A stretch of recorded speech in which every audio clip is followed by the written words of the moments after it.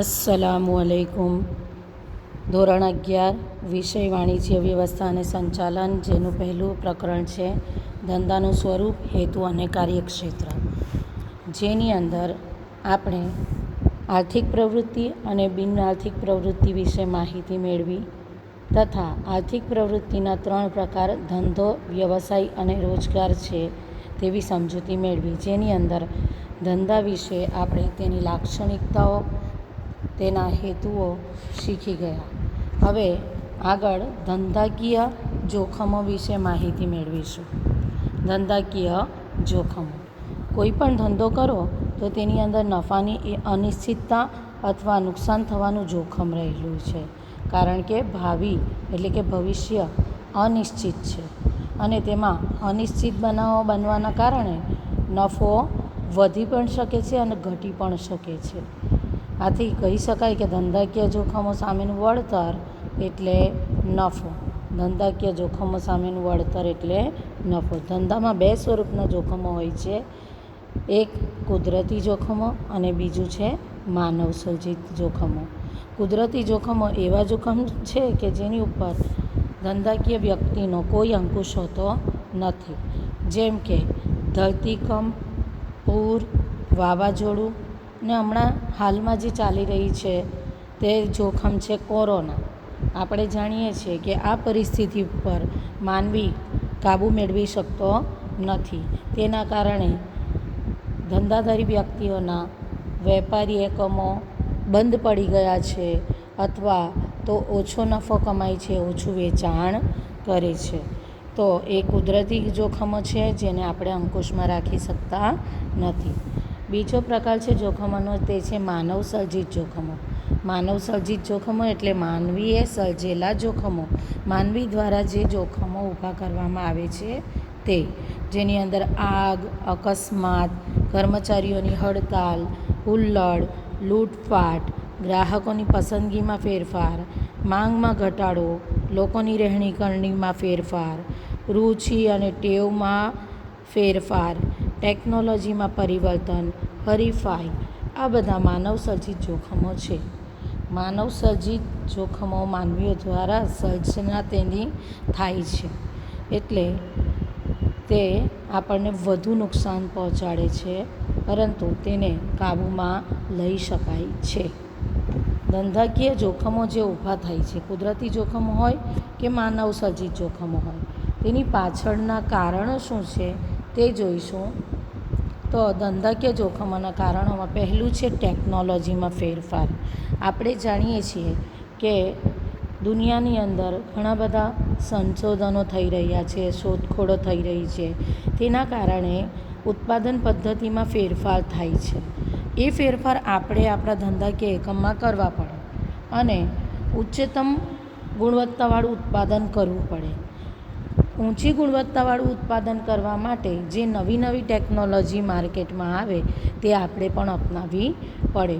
જો આપણે એની જગ્યાએ જૂના યંત્રો અને જૂની ટેકનોલોજીનો ઉપયોગ કરીએ તો અન્ય વેપારી એકમોની, ધંધાકીય એકમોની તુલનામાં આપણે પાછળ રહી જઈશું. એના માટે આપણે પણ નવી ટેકનોલોજી અને નવી પદ્ધતિઓ અપનાવવી પડે છે અને જૂના યંત્રોને સ્થાને નવા યંત્રો વસાવવા પડે છે. તો આ એક પ્રકારનું ધંધાકીય જોખમ છે, કારણ કે જૂના યંત્રો હવે આપણી માટે નકામા થઈ ગયા છે અને તેની સામે આપણે નવા યંત્રો વિકસાવવા પડે છે, ખરીદવા પડે છે, એટલે ખર્ચો અને નુકસાન વધી જાય છે. બીજું છે વૈકલ્પિક પેદાશોનો ભય. વૈકલ્પિક પેદાશોનો ભય એટલે આપણે જોઈએ છીએ કે માર્કેટમાં એક વસ્તુની જગ્યાએ બીજી નવી વસ્તુ આવે છે તો લોકો જૂની વસ્તુ વાપરતા નથી. જેમ કે પહેલાંના સમયની અંદર ફાઉન્ટેન પેનનો જમાનો હતો. લોકોને ફાઉન્ટેન પેનનો એક પ્રકારનો ક્રેઝ હતો, પરંતુ તેનું સ્થાન હવે બોલપેને લઈ લીધું છે, કારણ કે ફાઉન્ટેન પેન મોંઘી હતી અને એની અંદર શાહી નાખવાની ઝંઝટ હતી. જ્યારે એની જગ્યાએ બોલપેન આવી, બોલપેનમાં રિફિલ બદલીને તમે કામ કરી શકો છો અને એની ગુણવત્તા જોવા જઈએ તો ફાઉન્ટેન પેન જેટલી તો નથી, પરંતુ તે છતાં સારી એવી ગુણવત્તા હોય છે અને તે મોંઘી, સસ્તી બધા પ્રકારની મળે છે, તો લોકો તે ખરીદતા થયા. એટલે ફાઉન્ટેન પેનનો જમાનો જતો રહ્યો. બીજું કે પહેલાંના સમયની અંદર તાંબા અને પિત્તળના વાસણોની અંદર લોકો રાંધતા હતા, જ્યારે હવે સ્ટેનલેસ સ્ટીલના વાસણોનો જમાનો આવ્યો છે. તો જે જૂના તાંબા અને પિત્તળના વાસણો હતા તે નકામા થયા. એ ઉપરાંત પહેલાંના સમયમાં રેડિયો ચાલતો હતો. લોકો રેડિયો પર ગીતો સાંભળતા, સમાચાર સાંભળતા હતા, જ્યારે એની જગ્યાએ સ્થાન લીધું ટેલિવિઝન. અને હવે તો ટેલિવિઝનની જગ્યાએ પણ મોબાઈલ ફોન આવી ગયા. તો આ રીતે જોઈએ તો વૈકલ્પિક પેદાશોનો ભય એ એક ધંધાકીય જોખમનું કારણ કહી શકાય છે, કારણ કે ગ્રાહકોને જે વૈકલ્પિક પેદાશો નવી મળતી જાય છે તેમ જૂની પેદાશોને તેઓ છોડતા જાય છે. ત્રીજું કારણ છે હરીફાઈ. ધંધાકીય એકમની અંદર સૌથી વધારે જોખમ હરીફાઈથી રહેલું છે, કારણ કે જે આપણા હરીફ ધંધાદારી એકમો છે તેની સામે ટકવા માટે આપણે બે વસ્તુ ખાસ આપવી પડે છે. એક તો ગુણવત્તા સારી આપવી પડે છે અને બીજું કિંમત વાજબી રાખવી પડે. તો જેના કારણે પ્રત્યક્ષ રીતે ધંધાના નફા ઉપર અસર થાય છે. ધંધાકીય એકમે બજારમાં પોતાનું સ્થાન ટકાવી રાખવું હોય તો આ હરીફાઈનો સામનો કરવો જ પડે, અને એ હરીફાઈનો સામનો કરવા માટે તેણે વેચાણ કિંમત ઘટાડવી પડે. એ ઉપરાંત આજનો જમાનો એ જાહેરાતનો જમાનો છે. લોકો જાહેરાત જોઈને આકર્ષાય છે અને તે પેદાશો ખરીદવા માટે તત્પર થાય છે. એટલે તમારે પણ હરીફ એકમ જો જાહેરાત કરતું હોય તો તેની સામે ટકવું હોય તો તમારે એનાથી વધારે પ્રમાણમાં જાહેરાત કરવી પડે. એટલે ખર્ચો વધી જશે, તેની સામે વેચાણ કિંમત ઘટાડવી પડે, અને એમ જોવા જઈએ તો નફાનું પ્રમાણ ઘટતું જશે. તો એ પણ એક ધંધાકીય જોખમનું કારણ છે. ચોથું છે કાયદા. સરકાર દ્વારા જુદા જુદા કાયદાઓ ઘડવામાં આવે છે, જેમ કે પ્રદૂષણ માટેના કાયદા, ગ્રાહકો, કામદારો, ઉદ્યોગ વગેરે માટે સરકાર દ્વારા કાયદા ઘડવામાં આવે છે. આ કાયદાનું પાલન આપણે ધંધાદારી એકમ તરીકે ફરજિયાતપણે કરવું જ પડે છે. આ કાયદા ધંધા માટે જોખમ પણ ઊભું કરે છે, જેમ કે લઘુત્તમ વેતન ધારો. એ વેતન ધારાના અનુરૂપ જો તમે ઓછામાં ઓછું વેતન નક્કી કરેલું હોય તેનાથી ઓછું વેતન તમે આપી શકો નહીં. પછી તમારો ધંધાકીય એકમ નફો કરતો હોય કે ખોટ કરતો હોય તો પણ તમારે લઘુત્તમ વેતન ધારાના પ્રમાણમાં વેતન ઓછામાં ઓછું જેટલું નક્કી કરેલું છે તેટલું તો તમારે આપવું જ પડે. એ રીતે કારખાનાનો ધારો છે, ગ્રાહકો માટેના ધારા છે, નિયમો છે. તો આ બધા કાયદાઓનું તમારે ચોક્કસપણે પાલન કરવું જ પડે, અને તે ઘણીવાર જોખમી સાબિત થાય છે. પાંચમું છે માંગની અનિશ્ચિતતા. આપણે ધંધાકીય એકમોની વાત કરીએ તો ધંધાકીય એકમમાં જે વસ્તુઓ કે પેદાશનું ઉત્પાદન કરવામાં આવે તેનો ઉપયોગ ગ્રાહકો જ કરવાના છે. એટલે ગ્રાહકોને ઉદ્દેશીને, ગ્રાહકોને ધ્યાનમાં લઈને જે તે વસ્તુનું ઉત્પાદન કરવામાં આવે છે. હવે બની શકે કે આ વસ્તુની માંગમાં ફેરફાર થાય. માંગની અનિશ્ચિતતા ધંધા માટે જોખમ ઊભું કરે છે. આ માંગમાં કેમ ફેરફાર થાય? તો કે ગ્રાહકોની આવકમાં ફેરફાર થાય તો માંગમાં ફેરફાર થાય. ગ્રાહકોની આવક વધે તો બની શકે કે તમે જે વસ્તુનું ઉત્પાદન કર્યું છે તેનું વેચાણ વધી શકે, તેની માંગ વધી શકે. પરંતુ ગ્રાહકોની આવક ઘટે, જેમ કે આજના સમયમાં આપણે જોઈએ છીએ કે કોરોનાના કારણે ઘણા ધંધાકીય એકમો બંધ પડી ગયા છે, અથવા જે ચાલે છે તેમાં એટલો ધંધો થતો નથી. એટલે લોકોની આવક ઘટી ગઈ છે. ઘણા બધા રોજગારી મેળવતા લોકો બેરોજગાર બન્યા છે. લોકોની આવકમાં ઘટાડો થયો છે. એટલે આજની પરિસ્થિતિની અંદર લોકોની માંગમાં ઘટાડો થયો છે. જીવન જરૂરિયાતની વસ્તુઓ એ પ્રાથમિક કક્ષાની જે જરૂરિયાતની વસ્તુ છે તે તો ખરીદશે લોકો, પરંતુ તે પણ પહેલાંની તુલનામાં હવે ઓછા પ્રમાણમાં ખરીદશે. પરંતુ આજના સમયમાં કોઈ ગ્રાહકો મોજ શોખની વસ્તુઓ કે સુખ સગવડની વસ્તુઓ તો ખરીદશે જ નહીં. તો ગ્રાહકોની આવકમાં ફેરફાર થાય તો પેદાશની માંગમાં પણ ફેરફાર થાય. બીજું છે રુચિ. રુચિ એટલે ઇન્ટરેસ્ટ. ગ્રાહકોનો ઇન્ટરેસ્ટ બદલાય તો પણ વસ્તુની માંગમાં ફેરફાર થાય. જો આપણે જે વસ્તુનું ઉત્પાદન કર્યું છે તે વસ્તુ ના સંદર્ભમાં ગ્રાહકોની માંગ ઊભી થાય તે વસ્તુ ખરીદવા માટે ગ્રાહકોને ઇન્ટરેસ્ટ ઊભું થાય તો તે વસ્તુની માંગ વધશે. પરંતુ તેના વિરોધમાં જો ગ્રાહકોની રુચિ બદલાય તો આપણે જે પેદાશનું ઉત્પાદન કર્યું છે તેની માંગમાં ઘટાડો થશે.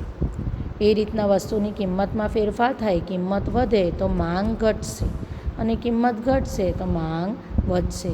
એ રીતના નિયમ આગળ આ રીતની જોખમ અને અનિશ્ચિતતા ઊભી થાય છે. એ ઉપરાંત ફુગાવો હોય તો પણ માંગ ઓછી કે વધી શકે. તો આ બધા પરિબળો છે તે માંગને અનિશ્ચિત બનાવે છે, જેની અસર ધંધાના નફા ઉપર થાય છે. છઠ્ઠું છે ધંધાકીય એકમમાં ભૌતિક જોખમ.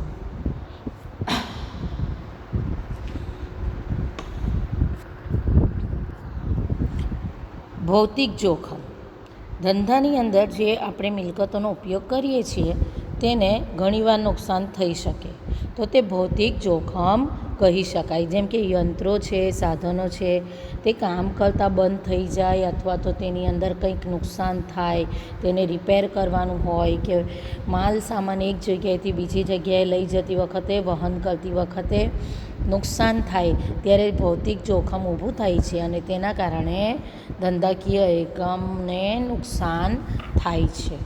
તો આ જે થયા તે ધંધાકીય એકમ માટેના જોખમોના કારણો થયા.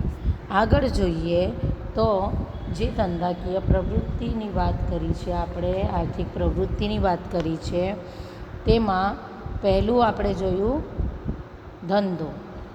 બીજો પ્રકાર છે આર્થિક પ્રવૃત્તિનો, તે છે વ્યવસાય. વ્યવસાય શું છે?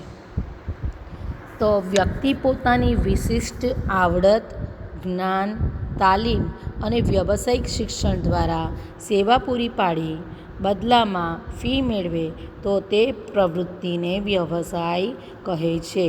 આ તેની વ્યાખ્યા છે, યાદ રાખી લેવી. ફરીવાર જોઈએ. વ્યક્તિ પોતાની વિશિષ્ટ આવડત, જ્ઞાન, તાલીમ અને વ્યવસાયિક શિક્ષણ દ્વારા સેવા પૂરી પાડી બદલામાં ફી મેળવે છે તેને વ્યવસાય કહે છે. અહીંયા મુખ્ય બાબતો એ છે કે જે વ્યક્તિ વ્યવસાયી વ્યક્તિ છે, જે વ્યવસાય કરે છે તેને વ્યવસાયી વ્યક્તિ કહેવાય છે. તો આ વ્યવસાયી વ્યક્તિમાં વિશિષ્ટ આવડત હોવી જોઈએ, તેના માટેનું તેણે જ્ઞાન અને તાલીમ મેળવેલું હોવું જોઈએ, વ્યવસાયિક શિક્ષણ મેળવેલું હોવું જોઈએ અને તેના દ્વારા તે સેવા પૂરી પાડે છે. આ સેવા પૂરી પાડે છે અને બદલામાં જે નાણાકીય વળતર મેળવે છે તે વળતરને ફી કહેવામાં આવે છે. તો આ મુખ્ય બાબતો તેને વ્યાખ્યામાં આપણે ધ્યાનમાં લેવા જેવી છે.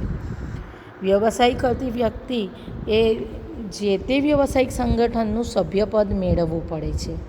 જેમ કે ચાર્ટર્ડ એકાઉન્ટન્ટ હોય તો તેણે institute of chartered accountant of ઇન્ડિયાનું સભ્યપદ મેળવવું પડે. વકીલ હોય તો તેણે વકીલ મંડળનું સભ્યપદ મેળવવું પડે. એવી રીતના ડૉક્ટર હોય તો ડૉક્ટરો માટેના પણ સંગઠનો ચાલે છે, તેમણે સભ્યપદ મેળવવું પડે છે. હવે આ જે તે સંગઠન દ્વારા તેમના નીતિ નિયમો બનાવેલા હોય છે, તેમણે આચારસંહિતાના ધોરણો સ્થાપિત કરેલા હોય છે. તો આ વ્યવસાયી વ્યક્તિએ પોતાના જે સંગઠનમાં સભ્યપદ મેળવેલું છે તેની આચારસંહિતાનું અને નીતિ નિયમોનું, કાયદાઓનું પાલન ફરજિયાત રીતે કરવું પડે છે.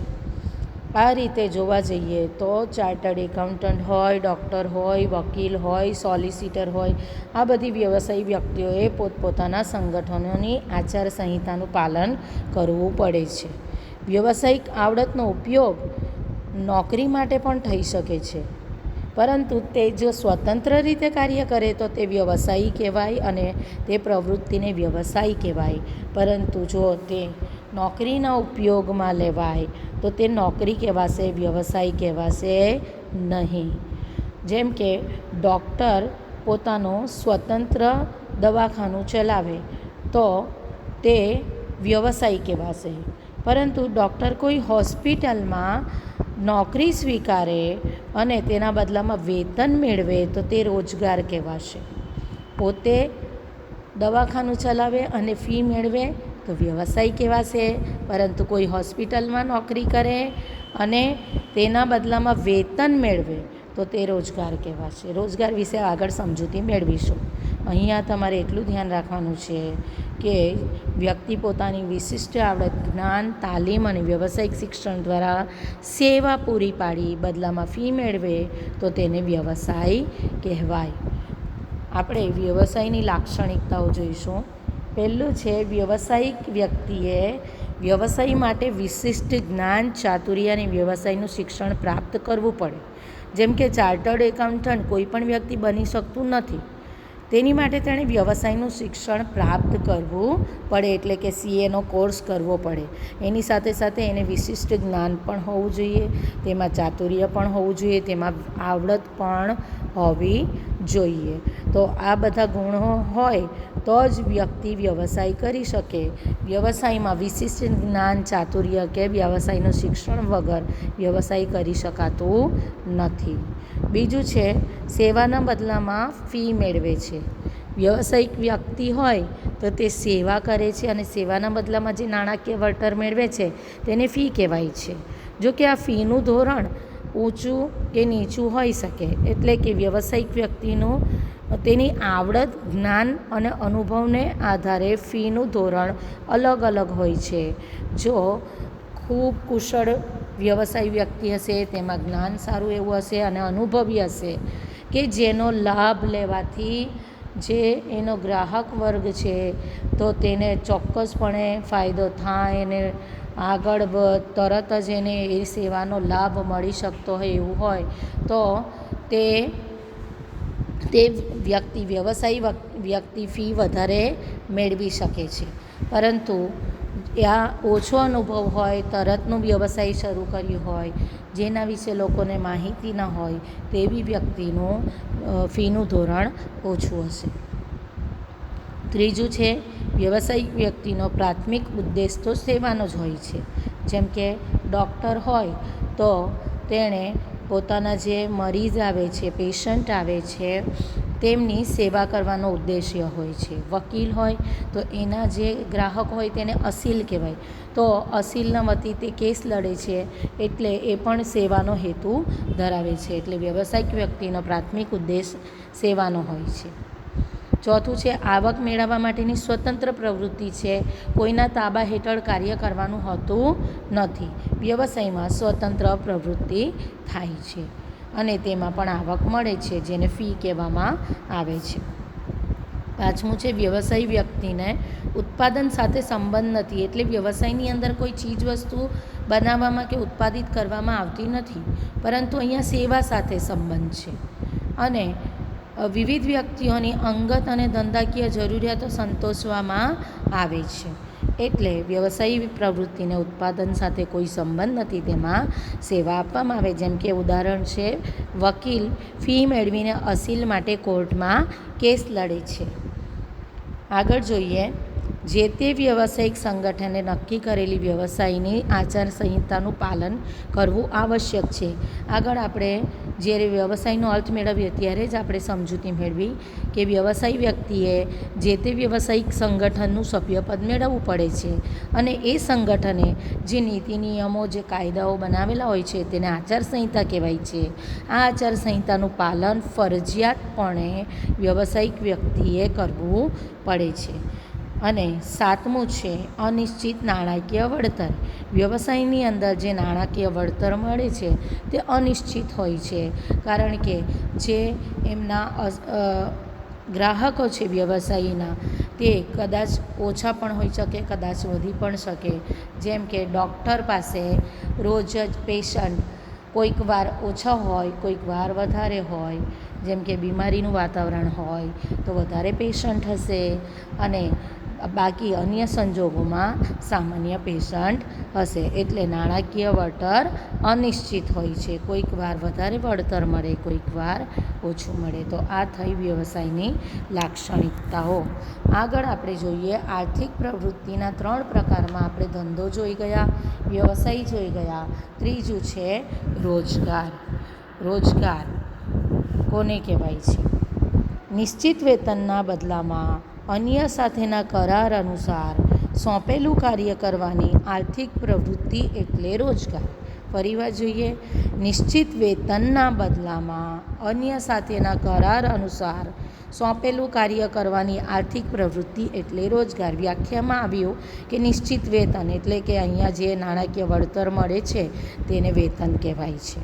બીજું કે અન્ય સાથે કરાર કરેલો હોય છે અને એ કરાર અનુસાર જે આપણને નોકરી આપનાર છે, રોજગાર આપનાર વ્યક્તિ છે, તે આપણને જે કાર્ય સોંપે તે કાર્ય આપણે કરવું પડે. અને રોજગાર પણ એક આર્થિક પ્રવૃત્તિ છે. રોજગાર એટલે નોકરી. સામાન્ય ભાષામાં આપણે તેને નોકરીના નામથી ઓળખીએ છીએ, જેને વાણિજ્ય વ્યવસ્થાની ભાષામાં રોજગાર કહીશું. દાખલા તરીકે શાળામાં શિક્ષણ કાર્ય કરતા શિક્ષક હોય તો તે રોજગારી મેળવે છે, એટલે કે નોકરી કરે છે. હોસ્પિટલમાં સેવા આપતા તબીબ તો તે પણ એક પ્રકારનો રોજગારનું જ કાર્ય છે. આગળ આપણે જોઈ ગયા વ્યવસાયમાં જો પોતાનું દવાખાનું ચલાવે તો તે કહેવાશે વ્યવસાયી. સ્વતંત્ર પ્રવૃત્તિ હશે તો વ્યવસાયી. પરંતુ જો હોસ્પિટલમાં સેવા આપતો તબીબ હશે તો તે નોકરી કરે છે, એટલે કે તેણે રોજગાર મેળવેલું છે. એ રીતના સરકારી કર્મચારીઓ છે કે કોઈ કંપનીમાં કાર્ય કરતા કર્મચારી છે તેમણે રોજગારી મેળવેલી છે, તેમણે નોકરી મેળવેલી છે એવું કહેવાય. તો રોજગાર એટલે શું? નિશ્ચિત વેતનના બદલામાં અન્ય સાથેના કરાર અનુસાર સોંપેલું કાર્ય કરવાની આર્થિક પ્રવૃત્તિ એટલે રોજગાર. રોજગારની લાક્ષણિકતા જોઈશું. રોજગારમાં શારીરિક કે બૌદ્ધિક શ્રમના બદલામાં નિશ્ચિત સમયે નિશ્ચિત વેતન ચૂકવાય છે.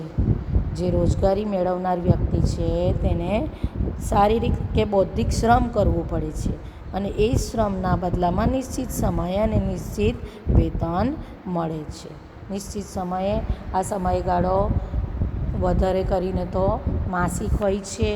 ઘણા ખરા સંજોગોમાં માસિક જ હોય છે, પરંતુ અમુક સંજોગોની અંદર તે દૈનિક એટલે કે દરરોજ મળતું વેતન પણ હોઈ શકે. કેટલાકને અઠવાડિયે મળે છે, કેટલાકને પખવાડિયે એટલે કે દર 15 દિવસે વેતન મળે છે. તો એ પ્રમાણે નિશ્ચિત સમયે નિશ્ચિત વેતન મળે છે, પરંતુ તેના બદલામાં શારીરિક કે બૌદ્ધિક શ્રમ કરવું પડે. જેમ કે મજૂરો હોય જેને શ્રમિક કહેવાય, શ્રમિકો દૈનિક વેતન મેળવે છે, પરંતુ અન્ય જગ્યાએ કોઈ જગ્યાએ રોજગારી હોય કે નોકરી હોય તો તેમને માસિક વેતન પણ મળે છે. રોજગારની બીજી લાક્ષણિકતા છે નિશ્ચિત વેતન ઉપરાંતના લાભ મળે છે, જેમ કે તબીબી ભથ્થું, પેન્શન વગેરે જે કલ્યાણકારી યોજનાઓ કહેવાય છે. તો રોજગારમાં નિશ્ચિત વેતન ઉપરાંત અન્ય લાભ પણ મળે છે.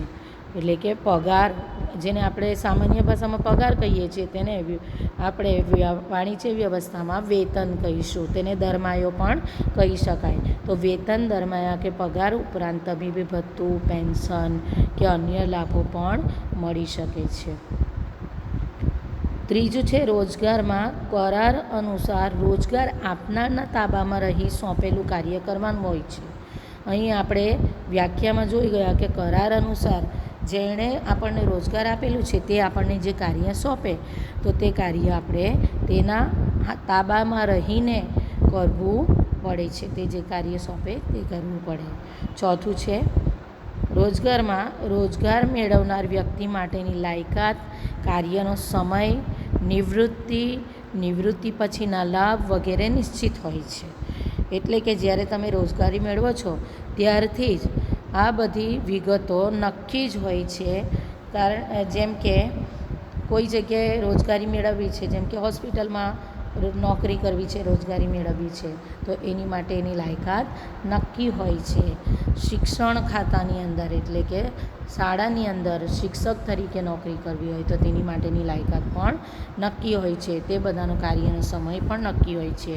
નિવૃત્તિની વય પણ નક્કી હોય છે અને નિવૃત્તિ થયા પછી કયા કયા લાભો મળશે તે પણ અગાઉથી જ નક્કી કરેલું હોય છે. જ્યારે રોજગારી આપતી વખતે કરાર કરવામાં આવે છે ત્યારે કરારની અંદર આ બધી બાબતોનો ઉલ્લેખ કરવામાં આવે છે. પાંચમું છે રોજગાર પરાવલંબી પ્રવૃત્તિ છે. આગળ આપણે જોઈ ગયા કે જેની સાથે કરાર કર્યું છે એટલે કે રોજગાર આપનાર વ્યક્તિના તાબામાં રહીને કાર્ય કરવાનું છે. એટલે આ સ્વતંત્ર પ્રવૃત્તિ નથી, પરાવલંબી પ્રવૃત્તિ છે. જે રોજગારી આપે છે તેના તાબામાં રહીને કાર્ય કરવું પડે છે એટલે તે પરાવલંબી એટલે કે બીજા ઉપર આધાર રાખતી પ્રવૃત્તિ છે. છઠ્ઠું છે રોજગારમાં માલિક અને કર્મચારી બંને કરાર અનુસાર નિયમ પાલન માટે બંધાયેલા હોય છે. કરારમાં જે મુજબ નક્કી કરેલું હોય છે એટલે કે તે એક પ્રકારના નિયમો બની ગયા. તે નિયમ મુજબ જ માલિકે પણ વર્તન કરવું પડે અને કર્મચારીએ પણ એ જ પ્રમાણે કાર્ય કરવું પડે છે. તેના વિરુદ્ધમાં, એ નિયમના વિરુદ્ધમાં જઈ શકાતું નથી. સાતમું છે રોજગારી મેળવનારે કોઈ મૂડીરોકાણ કરવું પડતું નથી, કારણ કે તે પરાવલંબી પ્રવૃત્તિ છે. તેણે રોજગારી આપનારના તાબા હેઠળ કાર્ય કરવાનું છે. તો આ મૂડીરોકાણ રોજગારી આપનાર કરશે, રોજગારી મેળવનારે કોઈ મૂડીરોકાણ કરવું પડતું નથી. આ થઈ રોજગારની લાક્ષણિકતાઓ. ફરીવાર યાદ કરી લઈએ. આર્થિક પ્રવૃત્તિના 3 પ્રકાર: ધંધો, વ્યવસાય અને રોજગાર. તો આગળ જોઈશું આપણે ધંધો, વ્યવસાય અને રોજગારની તુલના. જેમાં પહેલો મુદ્દો છે કાર્યનું સ્વરૂપ, એટલે કે તેનો કોને ધંધો કહેવાય, કોને વ્યવસાય કહેવાય કે કોને રોજગાર કહેવાય. તો કાર્યના સ્વરૂપમાં જોઈએ. ધંધામાં નાણાંના બદલામાં ગ્રાહકને વસ્તુ અને સેવાનો પુરવઠો પૂરો પાડવામાં આવે છે. આ આર્થિક પ્રવૃત્તિને ધંધો કહેવાય. જ્યારે વ્યવસાયમાં ફીના બદલામાં વ્યક્તિગત અને ધંધાકીય રીતે વિવેક બુદ્ધિથી સેવા આપવામાં આવે છે. તો આ પ્રવૃત્તિને વ્યવસાય કહેવાય. જ્યારે રોજગારમાં કરાર અને નિયમો અનુસાર કાર્ય કરવાનું હોય છે. આપણને રોજગારી આપનારના તાબામાં રહીને જે કરાર કર્યો છે તે મુજબ જે કાર્ય સોંપે તે કાર્ય કરવું પડે છે. તે પ્રવૃત્તિને રોજગાર કહેવાય. બીજો મુદ્દો છે લાયકાત.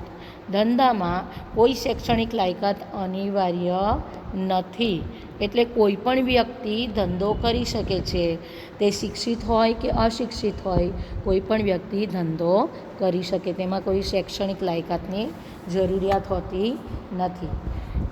જ્યારે વ્યવસાયમાં શૈક્ષણિક લાયકાત, તાલીમ અને વિશિષ્ટ જ્ઞાન બધાની જ જરૂર પડે છે.